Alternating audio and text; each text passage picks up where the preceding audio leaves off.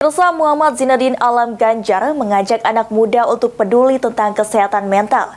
Lantaran kesehatan mental menjadi poin penting dalam menciptakan SDM yang tangguh. Kita datang ke bantuan profesional, itu aku harapannya itu sama aja kayak teman-teman ke rumah sakit biasa. Dalam kunjungannya ke Palembang, dalam agenda bincang-bincang bersama generasi Satset di Palembang pada Rabu 24 Januari 2024.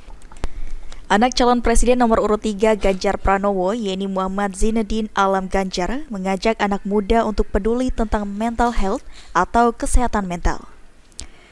Menurut Alam Ganjar, kesehatan mental menjadi isu yang sangat penting di lintas generasi saat ini. Untuk itu diperlukan keberadaan fasilitas kesehatan mental mudah dijangkau oleh semua orang. Seperti di puskesmas, kantor, hingga pendidikan, lantaran menjadi titik lokasi yang seringkali dikunjungi oleh masyarakat. Secara langsung melihat juga dari teman-teman kondisi-kondisi bagaimana isu ini menjadi isu yang sangat penting untuk dibicarakan dan masih kurang cukup awareness-nya karena masih banyak orang yang menganggap ini hal tabu. Oleh karena itu aku sering mengangkat isu ini agar awareness terkait isu mental health ini semakin merata lintas generasi. Karena hal-hal tabu itu biasanya adanya konflik antar generasi ataupun kekurangnya pemahaman antar generasi.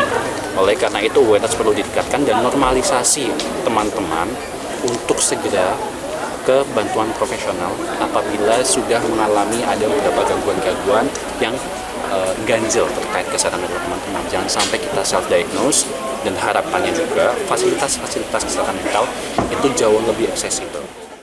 Ditambahkan Alam, normalisasi layanan fisik sejak dini dapat dimulai dari orang terdekat yang memiliki peran penting dalam membangun kepercayaan diri seseorang. Selain itu, kesehatan mental anak muda bisa dijaga dengan memaksimalkan fasilitas bimbingan konseling yang disediakan di setiap sekolah.